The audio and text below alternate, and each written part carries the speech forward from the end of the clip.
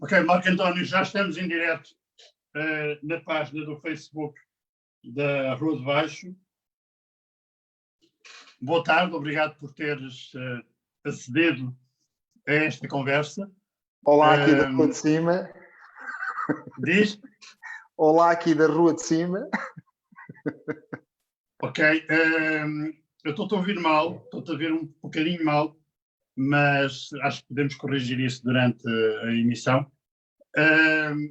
Eu queria começar por conversar contigo sobre a situação que acabamos de viver e da qual estamos a desconfinar, mas queria falar contigo, fazer uma viagem até aquilo que foi o dia 10 de março, quando foi declarado o estado de pandemia, e queria tentar perceber, em termos do teu trabalho, o que é que essa situação vai interromper, vai parar, vai interromper. Eu sei que tu estavas em ensaios nessa altura.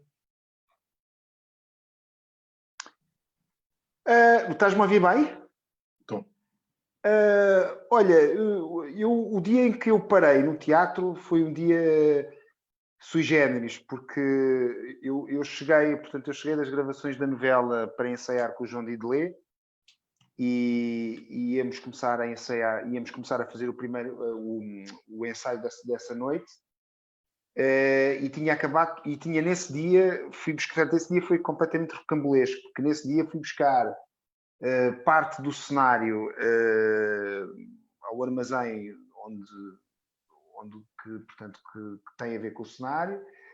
Portanto, andei de um lado para o outro e cheguei às gravações da novela e estava toda a equipa cá fora, mais o Conselho de Administração da SIC, da ESP, todos numa grande quase manifestação, em que foi explicado que iríamos parar e por aí fora. E eu, entretanto, estava com pressa porque tinha que me ir embora, porque tinha que levar o cenário e, entretanto, entregar a carrinha na SP que me fez o favor de me emprestar. Portanto, eu quase que nem me apercebi. E eu ouvi e disse, ok, tudo bem, achei aquilo estranho, porque estava lá a direção da SIC em peso, mais uns médicos, mais não sei o quê, e estava praticamente as produções todas cá fora, no parque de estacionamento, estavam para aí umas 100 e tal pessoas. E eu quase que mal ouvi, e entretanto meti-me na carrinha, peguei no resto do material que tinha que levar para o teatro e cheguei ao teatro. E descarreguei no Teatro da Trindade. E depois fui entregar outra vez a carrinha. Portanto, andei de um lado para o outro e quase não me apercebi do que é que se estava a passar. Até que finalmente chego ao teatro para começar a ensaiar com o João. E é quando o João Didelé me diz, epá, parece que vão fechar os teatros. E eu disse, pois, parece que vão fechar as televisões também. Porque em todo o sítio eu andei hoje, o armazém ia fechar, o teatro ia fechar, os estúdios iam fechar. Portanto, foi assim uma coisa rocambolesca. Isto é só um pequeno parênteses, porque aconteceu-me exatamente quando foi as Torres Gêmeas, quando foi o atentado às Torres Gêmeas. Eu estava a dormir num dos estúdios e de repente foram-me chamar, eu estava em pausas de gravação, e quando cheguei à cantina do estúdio estava toda a gente de olhos arregalados e eu só via aviões contra torres. Portanto, eu sou sempre apanhado assim de alguma forma surreal nestas coisas. A história não te vai acordar? Não, a história não me vai acordar. Eu acho que vou estar sempre a dormir na história. Mas a verdade é que foi um dia rocambolesco e foi um dia muito estranho, porque entretanto, quando eu cheguei ao teatro e nessa altura estávamos com a equipa toda, porque já estava o músico, a pessoa das luzes, enfim, íamos já entrar na reta final para as últimas 2 semanas, antes da estreia, e apercebemos que, de facto, a situação estava grave e que, portanto, só uma semana depois é que foi dado portanto, o país fechou, não é? E fomos todos para a quarentena, mas, de facto, já se falava e, portanto, estávamos na iminência. E foi muito estranho, foi de tal maneira estranho, tu conheces a mim e ao João Didelê, sabes a compinchice que nós temos os dois, e somos os dois um bocadinho parvos, e de facto a gente não conseguia parar de rir. Não conseguimos levar aquilo a sério, não é? Porque de repente param os teatros, entretanto tivemos vários telefonemas, soubemos que o Nacional, que estava em vésperas de estrear, tínhamos lá amigos que também iam parar, soubemos que no São Luís iam parar. Eu, entretanto, vinha das produções da novela em que me disseram que íamos parar, e eu e o João só ríamos. Eu acho que foi uma reação quase uma descompensação, né? Estávamos um bocadinho descompensados, e de facto só me apercebi do que ia acontecer o dia depois, quando recebemos, ou 2 dias depois, quando recebemos a notificação oficial, tanto no meu caso do Teatro da Trindade e por parte da SP, que está a produzir a novela onde eu entro, que realmente íamos parar. Porque, quer dizer, nós não fazíamos ideia, não é? E foi engraçado porque eu andei num marasma nesse dia, com Lisboa cheia de turistas, tuk-tuks por todo lado, eu não conseguia estacionar a carrinha com o cenário, estava a meio de gravações, a meio de ensaios, e de repente, só 2 dias depois é que eu me apercebi. O que me aconteceu foi um bocadinho o que acho que aconteceu a toda a gente, que estava com o trabalho a meio. Eu ficámos um mês parados, um mês e picos parados no que diz respeito à novela. No que diz respeito à peça de teatro, que vou estrear em setembro com o João Didelê, o que nós fizemos foi, porque nós praticamente estávamos na reta final, estivemos estes meses, portanto, porque a peça foi adiada, portanto, nós íamos estrear em abril. Aliás, nós íamos estrear no dia 1 de abril, no dia das mentiras.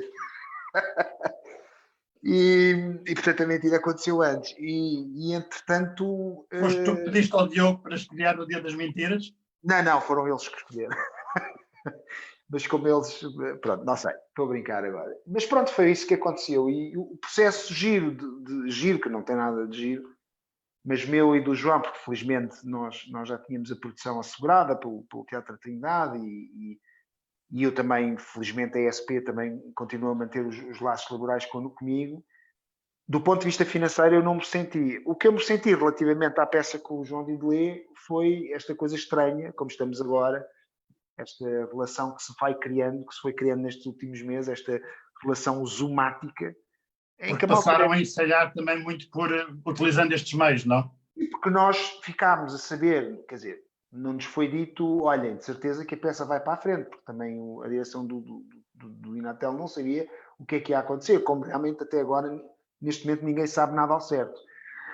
Mas foi-nos dito que, portanto, a peça iria ser integrada na nova temporada, portanto, a partir de setembro, e, portanto, nós não podíamos deixar morrer um texto que nos foi difícil memorizar, que nos foi difícil encontrar do ponto de vista de representação.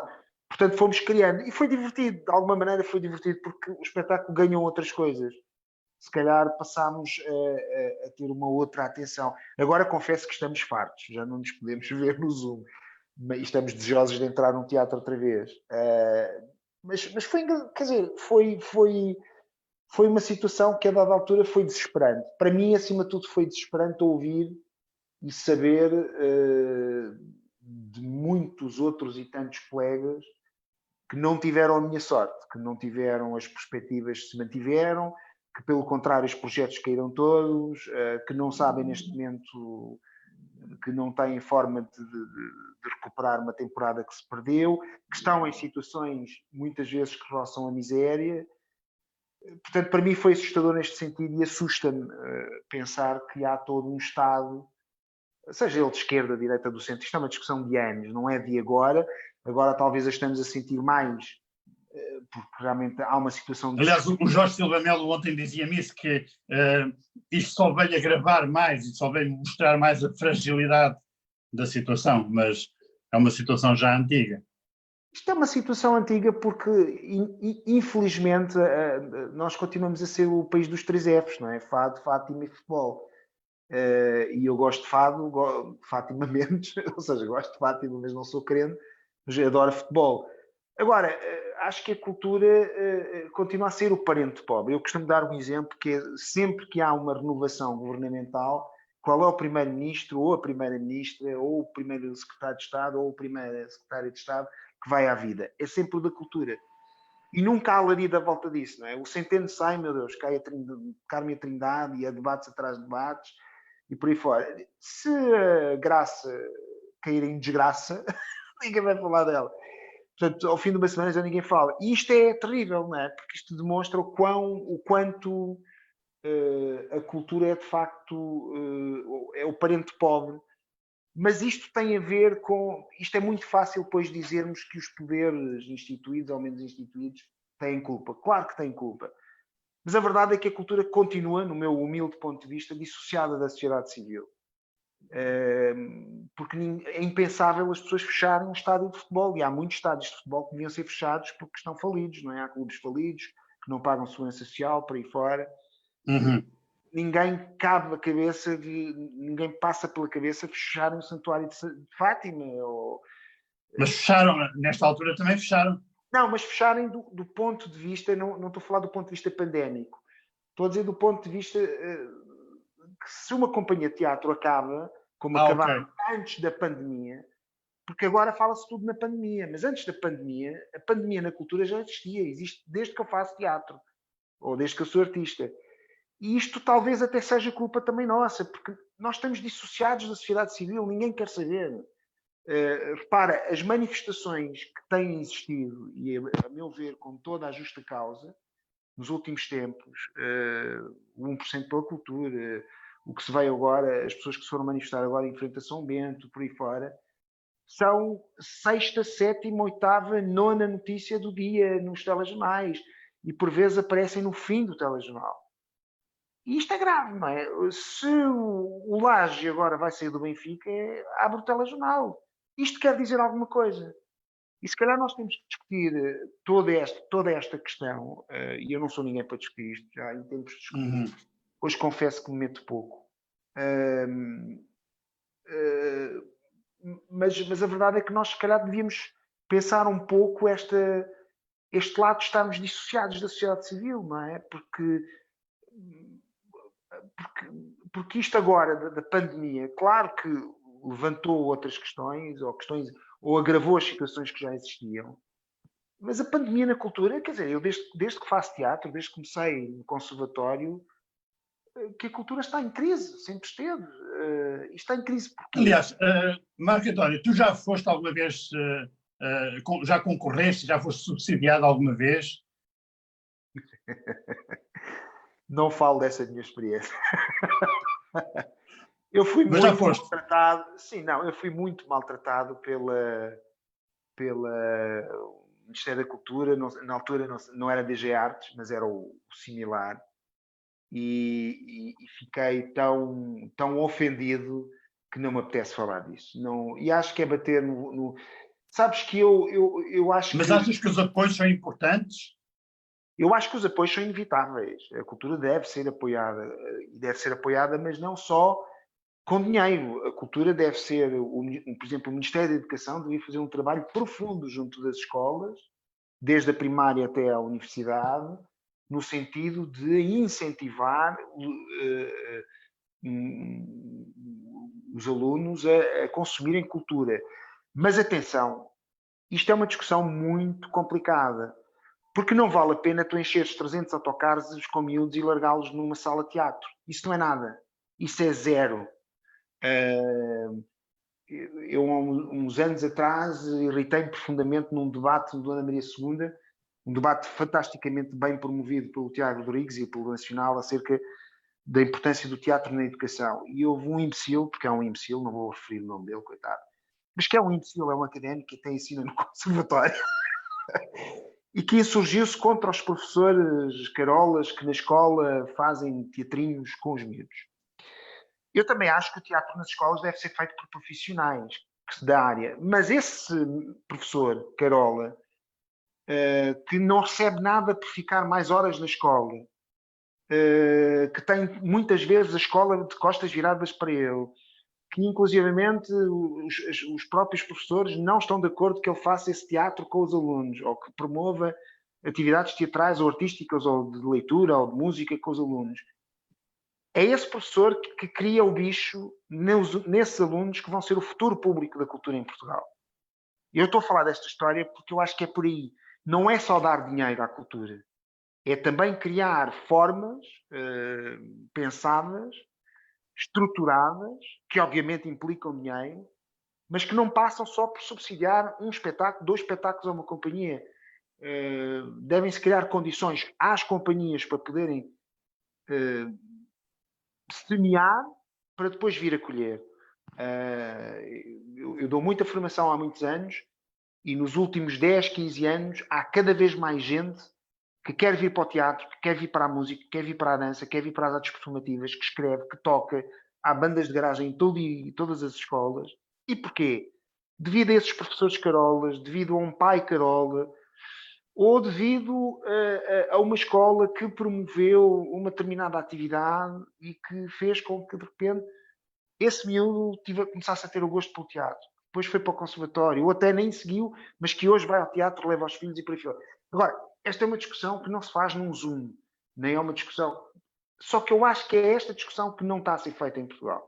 É curioso o que tu estás a dizer, porque a segunda conversa que eu tive com o Mário Nunes Neves, que é o vereador da cultura mais antigo em funções, ele disse-me exatamente a mesma coisa a mesma coisa não, mas foi no mesmo sentido de dizer que a aposta na formação era aquilo que qualificava ou não uma determinada política cultural.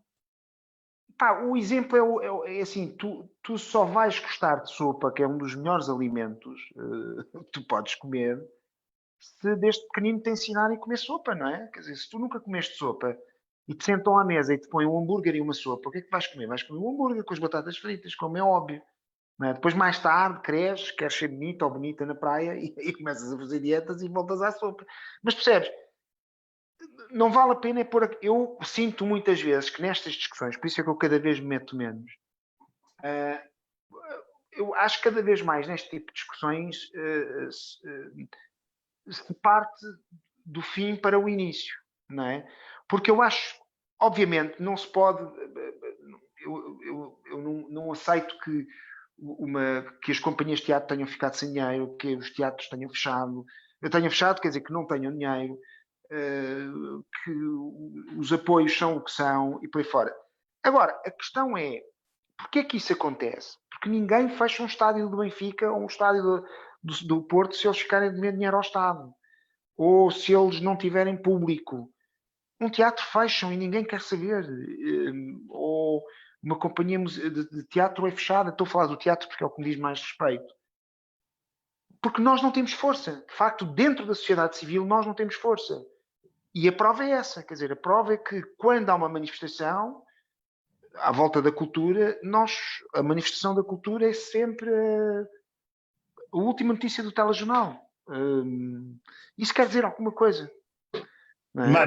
Marco, tu agora estavas a falar da questão da formação também, e eu estava-me a lembrar que tu, há 20 e poucos anos, és encenador do Artec, não é? E, portanto, tu aí também trabalhas com jovens e esse lado da formação, embora estejas lá como encenador, é indissociável o teu trabalho de pedagogo com eles, não é? Sim, o Artec, o Grupo de Teatro de Faculdade de Letras, há dois, ao meu e ao GTL, o Grupo de Teatro de Letras, que é o do Ávila Costa, são obviamente polos de formação.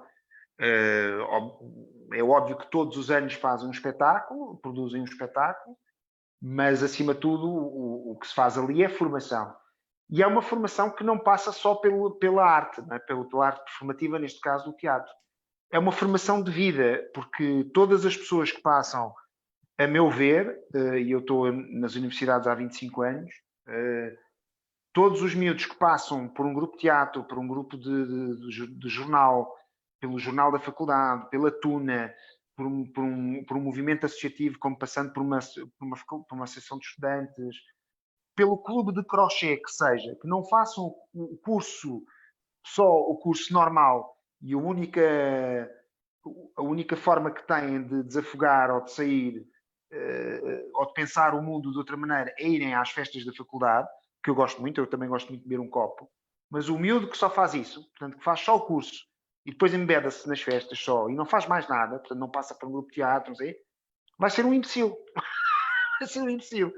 E eu, com todo o orgulho, vejo, não por ser eu, porque há 50 mil grupos de teatro universitário, 50 mil tunas, associações de estudante por aí, mas o que eu vejo é que toda a gente que tem passado por uma atividade artística, lúdica, cultural, associativa na faculdade, vai ser um melhor profissional, um melhor cidadão.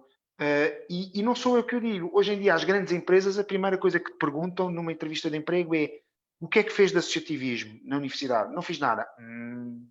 O que é que fez culturalmente? Não fiz nada. És logo descartado. Podes ter 19, 20, vais à vida. Portanto, não sou eu que estou a dizer, é o próprio mercado de trabalho. Portanto, sim, no Artec eu tento de alguma maneira formar, criar as pessoas. Formar é um palavrão. Eu, acima de tudo, partilho a experiência que tenho. E, acima de tudo, o que eu tenho é que eu aprendo muito. Eu há 25 anos que não estou distanciado das gerações que por aí aparecem. Porque, efetivamente, há 25 anos que eu passo pela miudagem, como eu já estou velho, né? De 54. E há quantos anos é que tu fazes teatro, Marco? E pá, dizem que fiz 30 anos de carreira este ano, ou o ano passado, não sei. Eu não ligo a essas coisas. Mas acho que sim. Mas eu estava a ver há uns tempos atrás, estava a ver na RTP Memória umas coisas que eu fiz na RTP e fiquei assustado, pá, porque eu ia tão mal. Como é que é ver isso? Como é que é ver esses primeiros momentos? É terrível, não? É horrível e espero ter melhorado um bocadinho, mas esses momentos são horríveis porque tu apercebes-te o quanto inexperiente eras e o quanto tu acreditavas em determinadas coisas que hoje não fazem sentido, não é? Portanto, a maturidade na vida artística, acho que é, acima de tudo, é isso, é tu ires evoluindo e, por exemplo, teres a percepção, como eu tenho hoje, que nunca vais agradar a gregos e troianos. Há uns que vão dizer és o maior, há outros que vão dizer és o maior canastrão do mundo. O que é pior sempre é os gajos que dizem é giro. Os gajos que dizem interessante. É interessante, as luzes foram boas, o cenário é giro. Quando olha, por luzes, tu, além de ser ator, tu tens uma relação com o teatro bastante completa. Não só essa vertente de formador e de encenador de grupos de teatro universitário, mas és ator, és encenador, escreves, começaste há pouco tempo um trabalho como realizador que te tem vindo a dar cada vez mais interesse e ele tens feito coisas giras. Estou a brincar. Coisas bonitas. Não, eu como realizador, atenção, porque eu não sou realizador. Realizador é preciso muita coisa. Eu passei, por acaso, nos últimos anos, pela realização e pela escrita de argumento e sim, pela realização. Mas não me considero de todo um realizador. Um realizador são pessoas que têm que tem essa. Eu calhou e foi um bicho que me pegou e que eu gostei muito e que espero vir a continuar a desenvolver. Agora, não me considero um realizador. Quanto a ser encenador e ator, e não sei, porque eu nunca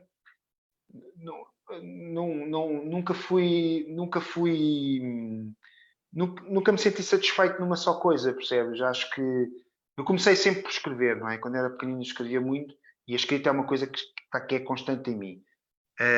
Mas mesmo quando fiz o curso de teatro no antigo conservatório em Lisboa, percebi logo que não era só aquilo. Quando via os encenadores a dirigirem, ou quando via a pessoa a fazer as luzes, ou quando via alguém a fazer um cenário, percebi logo que eu não me sentia satisfeito só em representar. Agora, acima de tudo, eu sou um palhaço. Portanto, o que eu gosto mesmo é de estar em cima do palco e fazer sentir as pessoas determinadas coisas, ou tentar, pelo menos, que isso aconteça. Há algum papel que tu tenhas gostado mais de fazer na tua carreira de ator? Epá, sim, mas eu não tenho. O saudoso o Nicolau Breiner dizia uma coisa muito. Eu era parecido com ele nisso.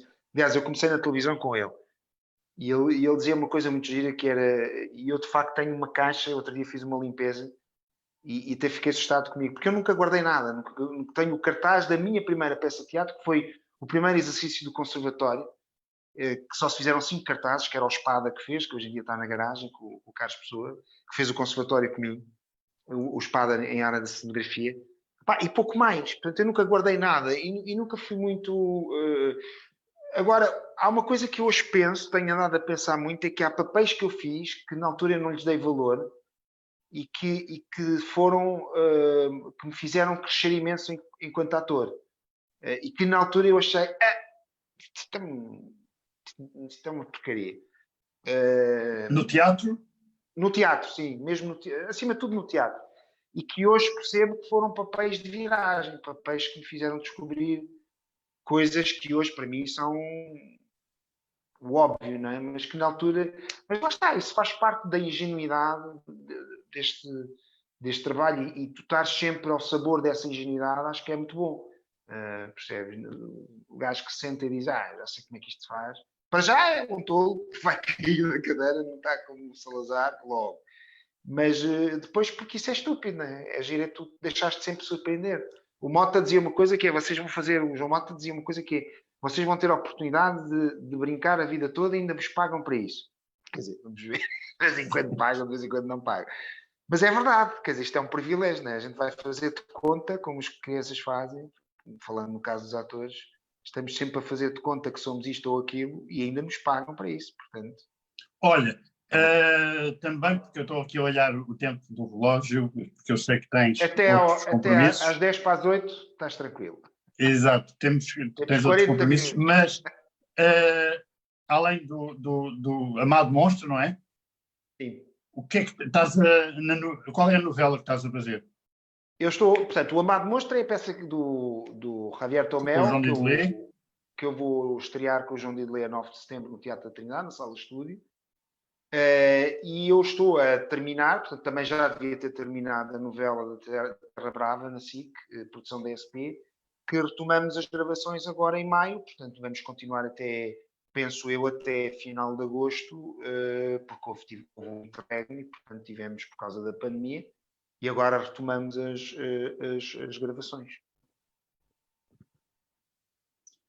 Marco António, eu sei também que durante este período tu foste convidado pelo destino para um grande papel e que te estás a preparar para ele. Eu ia te perguntar... Agora estás a ficar cor-de-rosa, Joaquim. Não estou a falar... Estou a ver a tua imagem cor-de-rosa. Não, eu gostava que, se quisesses, por causa da circunstância desta conjugação entre pandemia e seres pai, que pudéssemos fechar por aí. Olha, tenho muito para... Quer dizer, não sei, quando ela vier, logo vejo. Não sei, estou muito expectante. É óbvio que estou ansioso a pensar... Há aqui uma coisa prática que felizmente agora parece que vai estar resolvida, mas ainda não está, que provavelmente eu não poderia assistir ao parto por causa da questão do Covid, mas agora parece que já está resolvido e vou conseguir. Portanto, claro que estou ansioso, não é? E que me preocupa, acima de tudo me preocupa, porque assim, enquanto eu não tinha uma filha, não me preocupava com o mundo de forma tão futuristicamente, ou seja, dizia, claro que sim, estamos a dar cabo do planeta, claro que sim, não podemos dar cabo do planeta, embora fazer reciclagem, embora não ser idiotas, embora não fazer disparates, mas é sempre uma coisa que tu dizes, bom, mas eu não vou passar por isto, não é? Agora, de repente, a minha filha vai passar por isto, e eu acho que, não querendo assustar ninguém, não querendo acabar com uma nota negativa, mas isto é o princípio de muita bicharada que aí vem. E de repente agora com a pandemia, por exemplo, deixámos de falar da questão do problema ambiental. E ele continua aí. Aliás, criou-se a ilusão de que agora por causa da pandemia há menos carros e, portanto, o ar está mais respirável. É mentira, malta. Vão ver as estatísticas, o grau de poluição continua. Nós estamos efetivamente a ter graves problemas ambientais. E é uma coisa que eu digo às pessoas, mesmo as pessoas as menos atentas, que não veem notícias, que não estão para ler jornais ou etc. Epá, pensem no tempo. na meteorologia, não é? Nós chegava a maio, em abril, não é? Quantas vezes em abril, nas férias da Páscoa, quando andávamos no liceu, íamos para o Algarve e passávamos dias de praia fantásticos. E chegava a finais de setembro, ou meados de setembro, começava o outono e o frio. Era uma coisa certa, não havia... Pá, agora tu tens o que tens, não é? Deixou de existir aquelas noites quentes de Lisboa, em que a malta ia de chinelos por aí fora. Portanto, mesmo as pessoas mais desatentas e acham que isto é tudo teoria da conspiração, parem um bocadinho para pensar no tempo e vejam o que é que está a acontecer com o tempo. As pessoas que forem agora de férias para o Algarve, que espero que apanhem água quente, mas que se for como o ano passado, julho e agosto, a água teve fria, que era uma coisa impensável. O Algarve, tu ias à praia da fábrica e a água estava quente como em Marrocos. Portanto, pensem um bocadinho nisso. E, portanto, isto para dizer o quê? Isto é o princípio de muita coisa. Portanto, agora, há coisas que eu acho que toda esta quarentena, toda esta pandemia nos trouxe, não é coisas boas, mas trouxe momentos de reflexão que eu acho que não devíamos perder. Quando agora finalmente se encontrar a vacina, quando nós começarmos a abraçar outra vez alguma normalidade social, é bom pensarmos nisto. As pessoas nunca pensaram que se tocavam umas às outras. Não é? Nós no teatro sabes que nós pensamos muito nisso, não é? Joaquim? Passamos a vida a tocar-nos e a mexer uns nos outros. Mas os civis, não é? Como dizia o Mota dizia, existimos nós e depois há os civis. Os civis não sabem isso, não é? E de repente todos pararam a pensar que se tocavam antes da pandemia, que se mexiam, E que que davam tinham, uns e que beijos. tinham um potencial.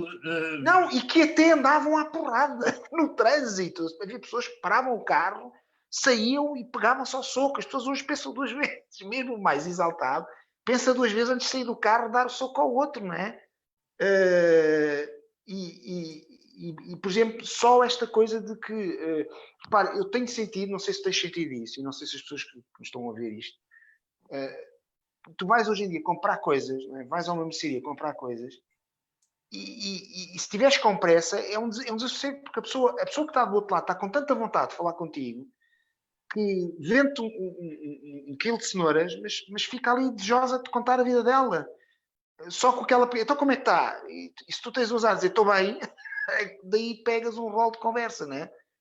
E isto só demonstra que as pessoas não estavam atentas a. Portanto, há coisas, eu não digo que sejam bem, porque a pandemia não trouxe nada de bem, obviamente, mas trouxe momentos de reflexão que eu acho que a gente devia ter no momento em que voltarmos a alguma normalidade, como estamos a voltar agora. E pensar que, se calhar, todas estas campanhas que estão a ser feitas, é dizer mesmo à malta mais nova que pensa que vão para os copos e que esquecem-se que são assintomáticos e por aí fora, que um abraço e um beijo vale 1000 cervejas, bebidas na rua, e que se calhar, pá, esperar mais um bocadinho. Percebes? Estes momentos de reflexão acho que era bom a malta começar a ter. Esta coisa de repente passamos a beber um copo no Zoom, passamos a ter reuniões no trabalho no Zoom, estás-me a fazer uma entrevista no Zoom, estamos todos zoomados, não é? Mas isto criou-nos aqui um momento de reflexão que eu acho que era importante pegar nele, era importante refletir um bocadinho. Por exemplo, eu estou expectante de ver como é que vai ser o público agora numa sala de teatro, como é que eles me vão ver numa sala de teatro. É por aí que agora, aproveitando o zoom in, fazemos um zoom in na questão do teatro que vai ser, do que é que vai acontecer na cultura e nas artes. Terminarmos com essa reflexão. O que é que para ti, de positivo ou de negativo, pode vir daquilo que se passou, como tu há bocado falaste, das circunstâncias que foram dramáticas para muitas pessoas?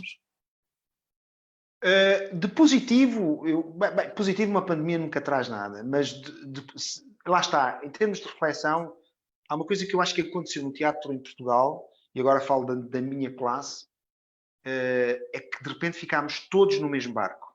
Todos. Eu tenho uma estética, tu tens outra, o António tem outra, o Joaquim, o Manel tem outra, não sei o quê. E é bem que assim seja, não é? Todos temos estéticas diferentes, todos temos maneiras diferentes de pensar o teatro. Mas de repente ficámos todos no mesmo barco, ou seja, todos ficámos com os teatros fechados, todos ficámos sem poder fazer teatro, sem poder ensaiar, isto foi uma coisa que eu não digo que seja boa, mas é um momento de reflexão e que sirva para... Eu não tenho que gostar daquilo que tu fazes teatralmente, tu não tens que gostar daquilo que eu faço artisticamente, mas os dois estamos na mesma arte. E isto é bom que nos aproxime. E pensar que a pandemia que nos fechou, tanto o meu teatro como o teu, faz que tanto que o teu público como o meu público, que serão certamente públicos diferentes, não vão. E, portanto, nisso estamos em pé de igualdade. E acho que esta reflexão é boa termos todos, nomeadamente para reivindicarmos, junto dos poderes instituídos, sejam eles quais forem, aquilo que nós somos, que é uma massa criativa muito forte. E lá fora não se fala, e com todo o respeito, eu adoro o Ronaldo, adoro os golos dele, mas lá fora não se fala só do Ronaldo, é uma ilusão. E a prova temos os nacionais que saem, que vão lá fora, ganham prémios, os atores portugueses que vão lá fora ganham prémios, o Tiago Rodrigues, que foi convidado pela Royal Shakespeare Company, não é à toa. Nós de facto somos uma massa criativa muito importante. Isto para te responder concretamente positivo, acho que estamos todos no mesmo barco, isso é bom. E em relação aos poderes que tu falaste, achas que eles vão ter capacidade de absorver essa energia que tu estás a sentir? Os poderes instituídos estão-se borrifando. Os poderes instituídos, não tínhamos ilusão. Borrifando mesmo, sem ser mais nem menos? Sim, quer dizer, os poderes instituídos, acima de tudo, querem é que haverá sempre a cultura do regime e haverá sempre a cultura anti-regime. Ambas para mim são válidas. Eu não regime, atenção, desde que o regime seja democrático, não é? Mas há sempre uma cultura de regime, há sempre uma cultura anti-regime. E acho que há lugar para as duas. Na democracia, num Estado democrático, há lugar para as duas. Querer-se aniquilar uma em função da outra é que acho que é errado. É óbvio que o poder político vai sempre querer aniquilar a arte que não é do regime e que normalmente fala mal do regime. Portanto, acima de tudo, os poderes instituídos, sejam eles quais forem, irão sempre defender a arte do seu regime. Não é? E, portanto, eu acho que quando eu digo borrifando é neste sentido. Eu não acredito que o António Costa ou mesmo a Graça não fiquem... Eu antes vi um sorriso na tua cara. Não, mas eu não acredito que nenhum governo queira o mal dos artistas. Agora, de facto, os artistas muitas vezes não lhes trazem votos, não é? Como um estádio de futebol cheio. Os artistas normalmente trazem outro tipo de prestígio. Portanto, respondendo concretamente à tua pergunta, se vão absorver ou não, eu acho que, acima de tudo, o poder político neste momento, neste caso temos o PS, talvez daqui a uns anos temos o PSD outra vez, quem sabe, esperemos que o outro não, o tal que esperemos que nunca chegue, que se fique que não chega e que nunca chegue, mas pronto, acima de tudo, os poderes vão sempre, de alguma maneira, fazer com que a sua arte ou a arte do seu regime seja vigente e domine os palcos. Os que fazem o outro tipo de arte, não é de agora, nem não será de amanhã, será de sempre. E acho que, por um lado, ainda bem, porque eu acho que nós só crescemos quando o verdadeiro artista, como diria o Herman Gé, estão todos a olhar para um lado e o verdadeiro artista diz, bem, vamos olhar também para aquele, porque aquele também é interessante. E é aí que as coisas crescem, penso eu, artisticamente num país. Agora, o que é que vai acontecer relativamente ao público? Isso nenhum de nós sabe. Nenhum de nós sabe. Eu acho que, por um lado, o público está ávido de querer ver coisas, está cansado de estar em casa a ver séries da Netflix e vai querer, nomeadamente o público que está habituado a ir ao teatro, certamente estará ávido de ir. Mas há uma coisa que é o medo, não é? É o medo de... Portanto, neste momento, vamos ter que esperar pela reentrée que vai acontecer agora, nestes meses, e aguardarmos todos que... eu acho que os teatros, neste momento, estão um bocadinho como as produtoras de televisão, portanto, estão com todas as medidas e mais algumas. Não me parece também que num teatro a contaminação seja muito possível, porque as pessoas não entram de cerveja na mão e não estão a dançar uns com os outros. Mas pronto, agora falando a sério, há esse medo e nós que estamos no teatro temos essa consciência, mas por um outro lado acho que há de facto muita vontade das pessoas quererem ir ao teatro, porque o teatro é mágico. A prova é que nestes últimos anos as salas têm estado cheias. Tu lembras quando nós começámos a fazer teatro, tu também és velho como eu, quando começámos a fazer teatro a faixa etária era dos 35 para cima, não é? E hoje não, tu tens muita gente nova que vai ao teatro e que muitas vezes vai ao teatro, vai a espetáculos de música, espetáculos de dança, que não são propriamente espetáculos de fácil entendimento, que obrigam a uma certa entrega, e isso é muito bom, não é? Portanto, eu acho que acima de tudo é termos esperança. Agora ficou bonito, é termos esperança. Ficou mesmo bonito e tens um timing tramado, porque estamos no minuto 45. Opa, estás a ver. Portanto, olha, Marco António, muito, muito obrigado e toda a felicidade do mundo para ti, para a Yolanda, para a Simone, e para os teus projetos. Ela, quando sair, vai logo cantar a desfolhada. Beijinhos, abraço a todos. Abraço. Adeus.